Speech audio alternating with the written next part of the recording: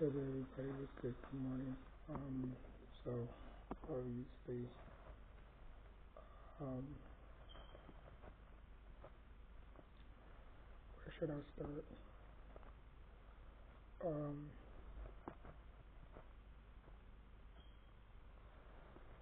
so the shorts that I put out of our truth, this is gonna be the final. This is gonna be the final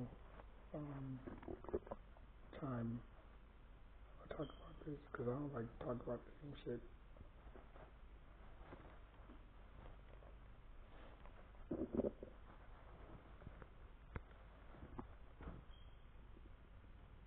When Kurt Angle got released, I was shocked. I wasn't mad. I wasn't sad. I was just in awe. Like, damn, released. And then obviously he went on to win every single belt in TNA.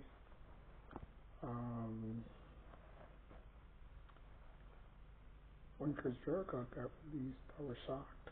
When Edge got released, I was shocked.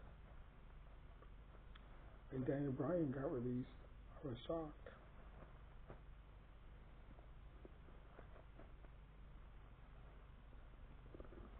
When Cora Jade, somebody that I thought had a lot of potential, I believe, I don't think, but I believe she would have made the women's division a lot better, you know. Now, do I think that she rubbed certain people the wrong way? Maybe.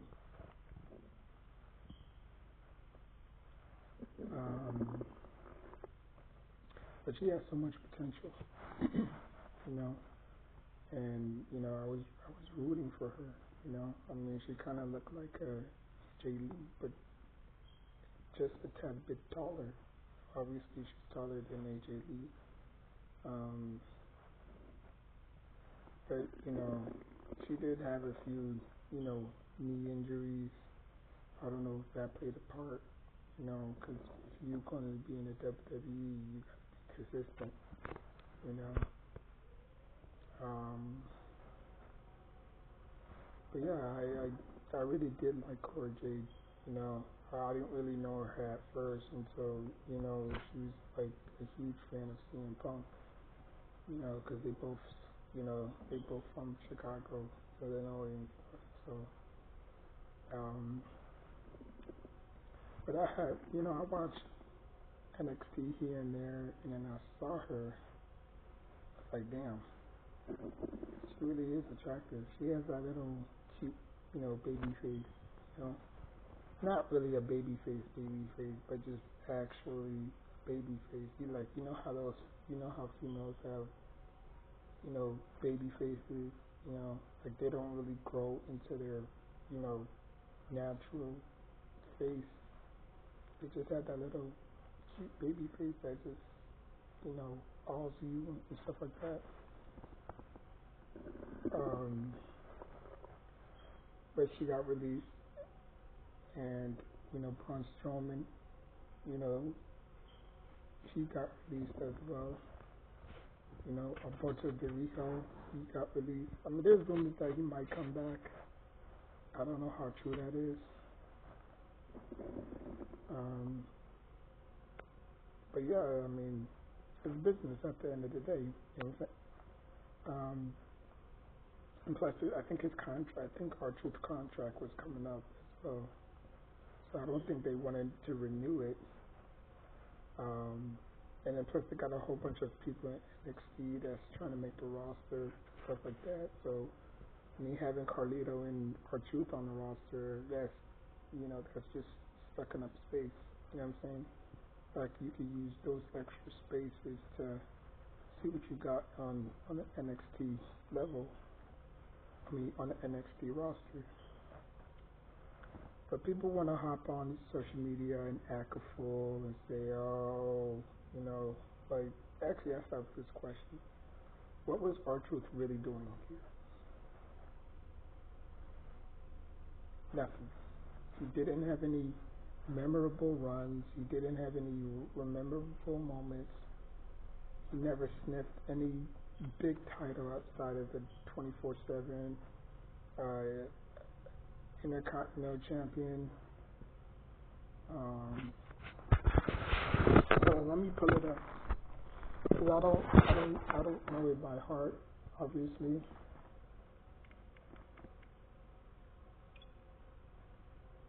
I don't know it by heart, obviously. So I'm just gonna pull it up. You can see I'm on my Google. Yeah, I need to upgrade on my phone. I had this phone for like 10 years now. Crazy. I can't really call nobody on here unless I have WhatsApp, which I do. See.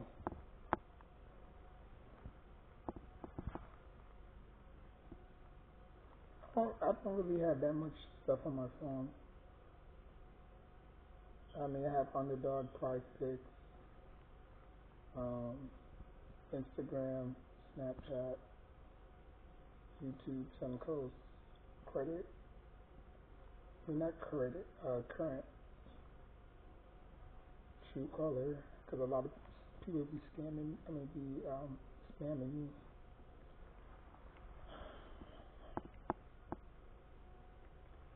R Truth.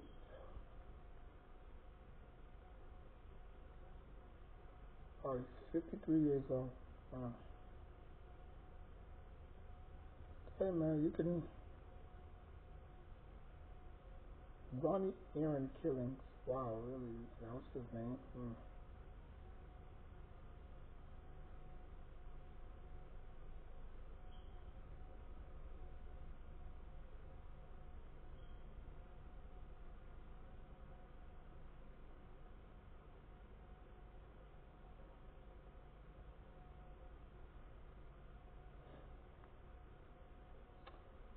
Alright, so he was born January 19th, and he was almost in Aquarius too. That's crazy. He has 5 kids. Wow, that's a lot of kids. He had a lot of nicknames. He had K. McKell, Shabazz. He had K. Quick. He had K. Rush. He had the Truth Killings, R. Truth, and R. Ziggler. Oh yeah, I forgot. There was a tag team, him and R. Truth. Dolph Ziggler and R. Truth. He's 6'2". He weighs 220 pounds. He's from Charlotte, North Carolina. He was trained by Chris Hamrick, George South, Italian Stallion, and Manny Fernandez. He debuted on March 15th, 1997. And he also has a music career too. But his years active was 2001.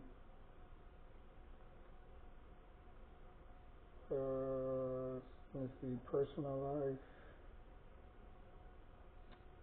Killings married Pamela Killings on April 7th, 2011. Their daughter was born on November 13th, 2014.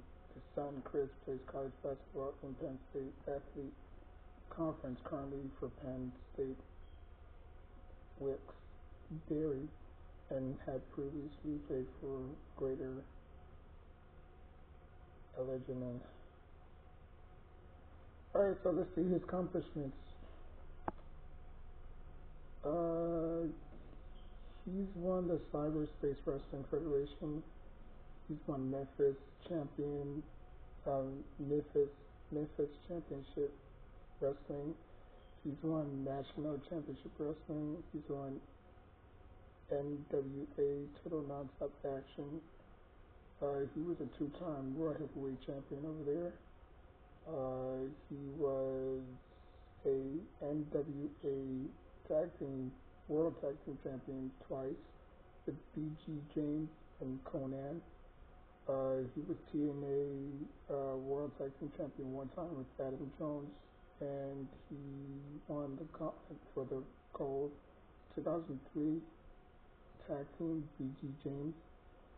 Um, he was the NWA Wildside television champion. He was a Pro Wrestling Illustrated Tag Team of the Year with Kofi Kingston. He was ranked number 18th of the top 500 wrestlers in PWI 500 in 2004. He was the World Wrestling Federation Entertainment Champion, WWE. Oh, that's the company. He was the United States Champion twice, from 1998, 1999, 2000, and 2001. He was the WWF Hardcore Champion 2 times. He was WWE 24/7 Champion 55 times. WWE Raw Tag Team title champion twice with Kofi and one with The Miz. Bragging Rights Trophy of the Year in 2009. Mixed Match Challenge and Carmella. Slammy Award 2 times. Best Musical Performance and LOL Moment of the Year. And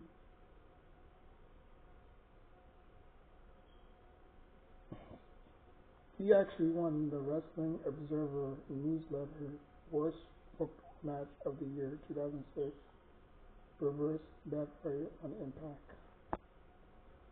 Yeah, so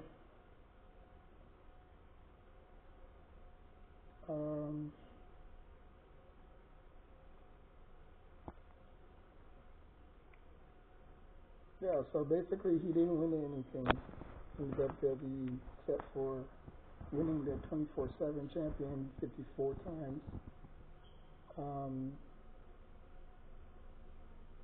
But WWE had to make the decision.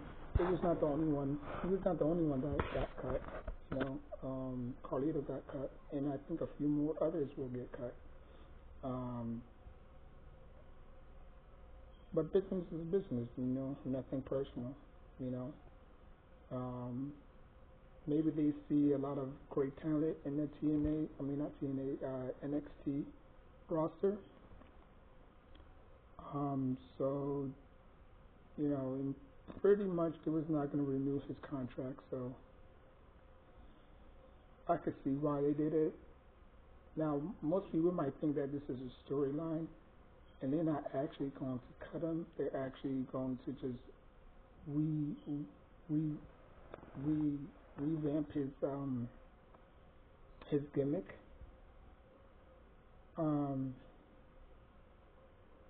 But I don't think so. I think he's actually getting released, unless he signs like a legend contract, which I don't think he's a legend. But the Legends contract, for the ones who don't know, is a 1-year deal where a legend can come back to the company and make one more run, So, yeah.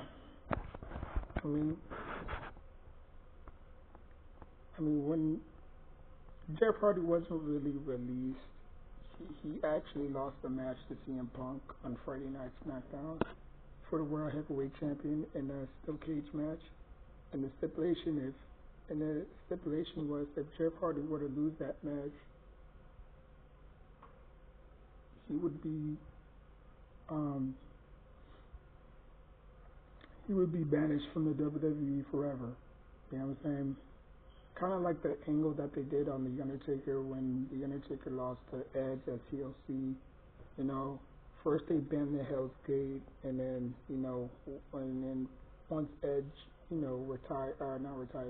once Edge beat The Undertaker, he actually had to go away because I think he was like nursing the injury, whatever.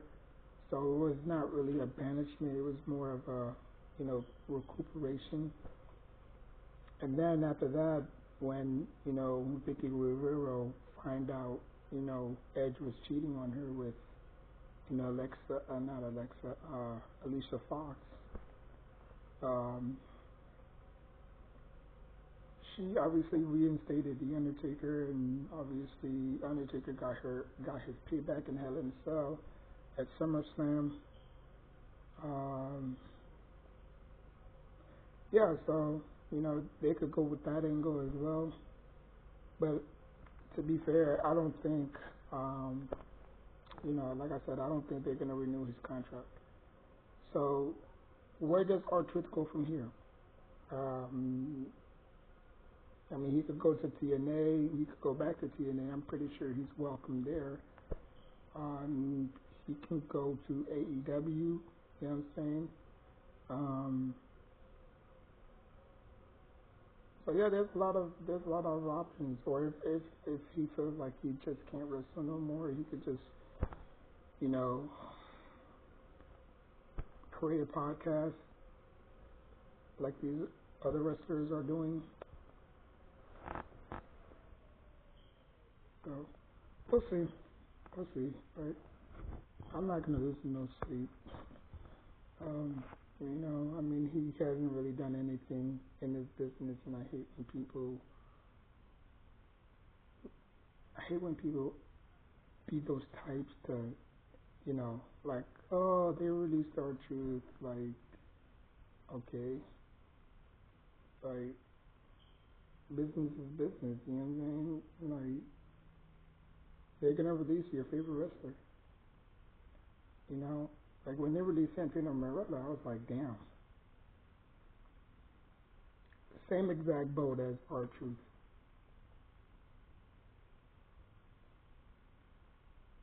But the difference between Santino Marella and R-Truth was Santino was actually funny. Because I remember he was dressed up in the crowd as a fan, and Vince McMahon said, I could pick anybody in the audience to beat Umaga for the Intercontinental Champion, and he got destroyed the whole entire match. And I think somebody came in and, I think it was Jeff Hardy, because I believe Jeff Hardy was feuding with Umaga at the time.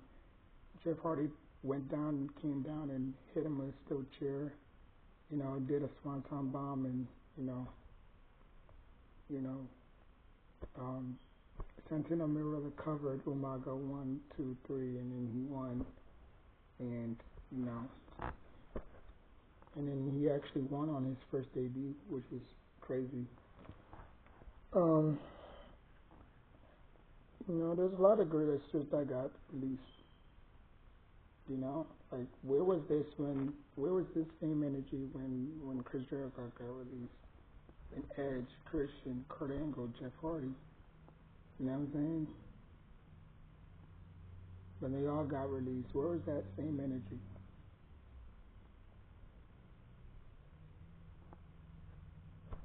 Y'all want to vouch for. It is what it is, man. It is what it is. People need to stop getting into their feelings. But then again, we are living in a sensitive society where, if they release your favorite wrestler, you go all bat crazy. Like even Daniel Bryan, you know what I'm saying? Daniel Bryan had to step away because of, his neck injury and stuff like that, and obviously he came back, and he's doing good in AEW now, Same thing with CM Punk, you know what I'm saying? When CM Punk first I don't know if he got released or he got fired, I don't know what happened, but yeah, everybody was chanting CM Punk every Monday Night Raw, because obviously CM Punk is CM Punk, you know what I'm saying? But, man, it's just business, R-Truth was just doing nothing here. He was basically doing nothing. They didn't have nothing for him to do. You know, every single time he's either a jobber or he's in the back making a fool out of himself, saying idiotic stuff that doesn't make sense. Like you wasn't acting like that in AEW. I mean not AEW, TNA. You know, you was raw the truth killing. You went from raw the truth killing to this person. I don't get it. The WWE say, look, man, you gotta change your image to a goofy, stupid, ignorant black person, or you're fired. You know what I'm saying? I mean, that's the reason why he made everybody laugh.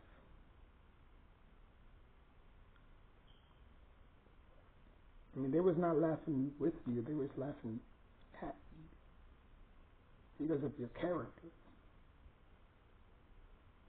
You know what I'm saying?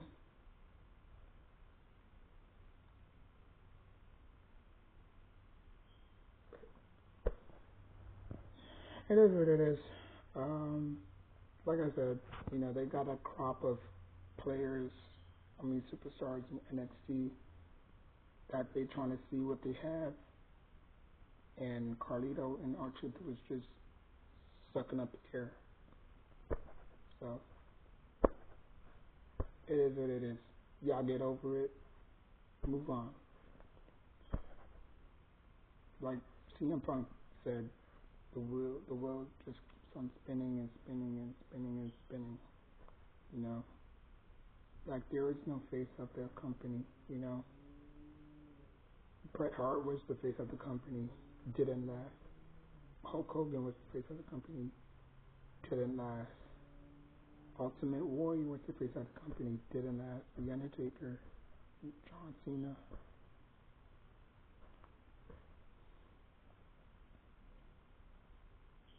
So, yeah.